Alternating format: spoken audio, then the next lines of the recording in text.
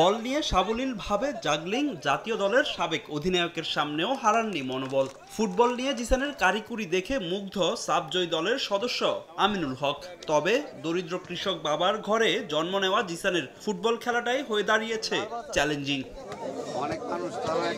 কিছুদিন আগে সামাজিক যোগাযোগ মাধ্যমে বেশ ভাইরাল হয় কিশোরগঞ্জের কটিয়াদীর 10 বছর বয়সী শফিকুল ইসলাম জিসানের ফুটবল খেলার ভিডিও, যা চোখ এড়ায়নি বিএনপির ভারপ্রাপ্ত চেয়ারম্যান তারেক রহমানের। তার নির্দেশে ক্রীড়া সামগ্রী নিয়ে জিসানের বাড়িতে উপস্থিত বিএনপির ক্রীড়া বিষয়ক সম্পাদক ও জাতীয় দলের সাবেক অধিনায়ক আমিনুল হক।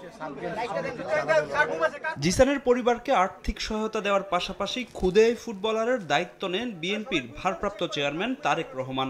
যে নৈপুণ্য আমরা দেখেছি সেই নৈপুণ্য জিসান ধরে রাখবে এবং তার সকল দায় দায়িত্ব তারেক রহমান, আমাদের মাননীয় ভারপ্রাপ্ত চেয়ারম্যান জনাব তারেক রহমান নিয়েছেন এবং তার পরিবারের দায় দায়িত্ব আমাদের মাননীয় ভারপ্রাপ্ত চেয়ারম্যান জনাব তারেক রহমান নিয়েছেন এবং আমরা তাকে প্রতি মাসে জিসানের পড়াশোনা এবং খেলাধুলা বাবদ একটি আর্থিক সহযোগিতা প্রতি মাসে আমরা জিসানের কাছে পৌঁছে দিব।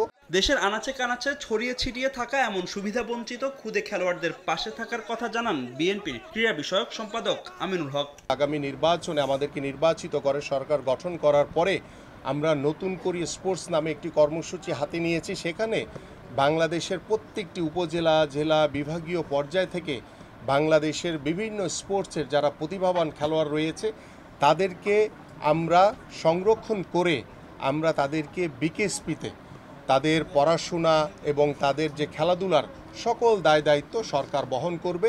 এদিকে সহযোগিতা পাওয়ার পর বড় স্বপ্ন দেখছেন জিসান, একদিন গায়ে জড়াতে চান জাতীয় দলের জার্সি।